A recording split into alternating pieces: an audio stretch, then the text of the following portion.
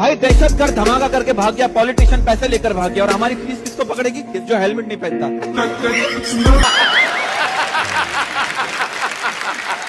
जी जी बेटा बोलो। मैं एक बीटीसी छात्र हूँ। बीटीसी अब टेट सीटेट पास हुई। मेरा बीजेपी से क्वेश्चन है कि कैसे हो जाऊँ तेरी इबादत में फना। कैसे हो जाऊं तेरी इबादत में फना। कैसे हो जाऊँ तेरी इबादत में फना। मैंने मांगी नौकरी या तुमने दे दिया नमक तेल और चना।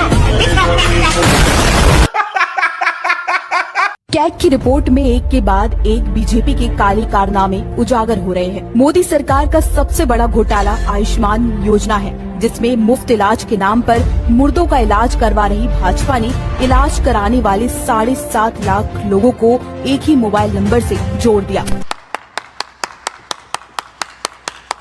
मोदी जी का दूसरा महाघोटाला है द्वारका एक्सप्रेसवे, जिसमें मोदी जी ने मात्र 1 किलोमीटर सड़क 250 करोड़ में बनवाकर जनता का पैसा निगल लिया।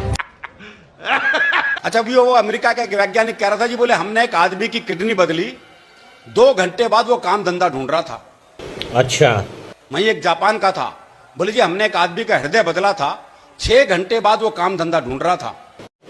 ठीक है। वहीं एक भारतीय भी था, बोले जी हमने तो एक आदमी बदला था, बस पूरा देश काम धंधा ढूंढ रहा है।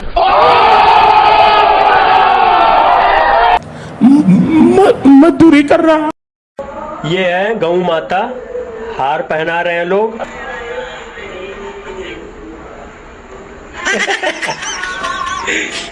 माता जी आशीर्वाद दे रही है, ले लो, भग के। और मुसलमान इस मुल्क के खतरा हैं। बताओ इस देश के ओबीसी समाज के लोगों, तुम्हारे मंडल कमीशन का विरोध किसी मुसलमान ने किया क्या?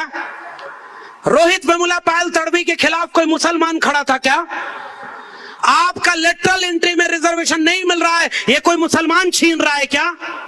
सरकारी शिक्षा और सरकारी नौकरी को प्राइवेट हाथों में बेचकर आपका आरक्षण खत्म कर दिया गया, ये कोई मुसलमान कर रहा है क्या? आपके बच्चों की शिक्षा को प्राइवेट हाथों में बेच करके अंबानी अडानी का गुलाम बना दिया गया। लाखों रुपए में डिग्रियां बिकेंगी, जिसकी जेब में पैसा होगा उसके बच्चे पढ़ेंगे, जिसकी जेब में पैसा नहीं होगा उसके बच्चे नहीं पढ़ेंगे। ये कोई मुसलमान कर रहा है क्या? बात तो सही है। इस देश में दुकान में सामान हो या नहीं, बेचना 2 लोगों को आया, दोनों इस समय टॉप पर हैं भाई।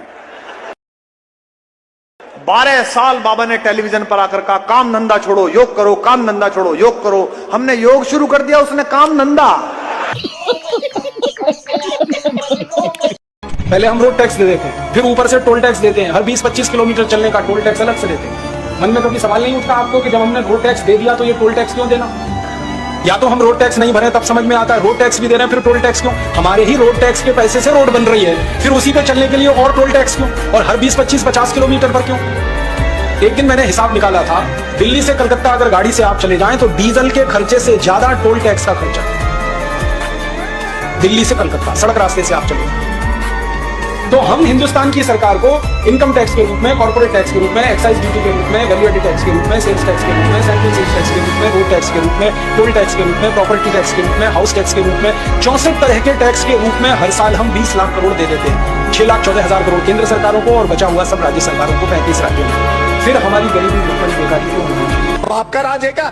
डीजल मिलता है, पेट्रोल 30-32 रुपए में मिलता है, उसको आप 90 से 100 रुपए बेच रहे हो। आपके बाप का राज है क्या कि लूटोगे, खाओगे, खुद 15-15 लाख के सूट पहनोगे, और किसान है उसके तन पे कपड़ा नहीं है, मजदूर के तन पे कपड़ा नहीं है, आप घूम रहे हो वहां 36 तरह के व्यंजन खा रहे हो, वो सूखी रोटी खा रहा है, और किसान ने अगर पिज्जा खा लिया तो उसको सोशल मीडिया पे चलाते हो, पिज्जा क्यों खा लिया? आपको ही अधिकार है पिज्जा खाने का, आपको ही अधिकार है कूलर में सोने का, आपको ही अधिकार है एसी में रहने का, आपको ही अधिकार है पैंट शर्ट पहनने का। आपके बाप दादा ही लेके आए थे क्या प्रॉपर्टी? आपके तो मैं चाय बेचने वाला था। नरेंद्र मोदी जी कितने चाय बेचने वाले 15-15 लाख का सूट पहनते हैं, और वो किसान है, वो कल भी फटी धोती में था, आज भी फटी धोती में था, फिर कहां से आप जनता के देसी हो गए? गजब बेइज्जती है। आपने कभी गाय के गोबर से अपने मुंह को धुला? नहीं। केमिकल युक्त फेस वॉश आप यूज करते हैं, लेकिन शुद्ध गाय का गोबर। क्या कहना क्या चाह रहे हैं भैया? इस गोबर से नहाने से चमड़ी का कोई भी रोग हो, मैं गारंटी लेता हूं, चमड़ी संबंधी कोई भी रोग हो समाप्त हो जाएगा। इतनी ताकत गोबर में है। अरे बाबा, कोई बात नहीं, हम तो चूतिए हैं। रुको जरा, सब्र करो। डॉक्टर्स ने रिसर्च के आधार पर बात कही है। इसमें कहा गया है कि गोबर में नहाने से ब्लैक फंगस यानी म्यूकोरमाइकोसिस के मामलों की संख्या बढ़ सकती है। जानवरों के गोबर में सड़ने गलने वाले कार्बनिक पदार्थ में खूब पाए जाते हैं। ऐसे अंधविश्वास चिंता में डालने वाले हैं। ब्लैक फंगस के मामले बढ़ रहे हैं।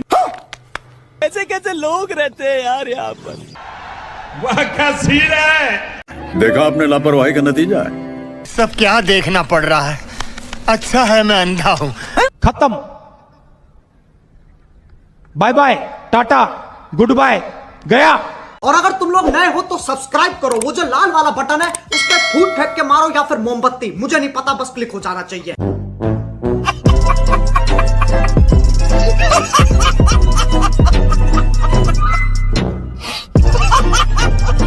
अरे सुधरो रे, अभी तो सुधर जाओ।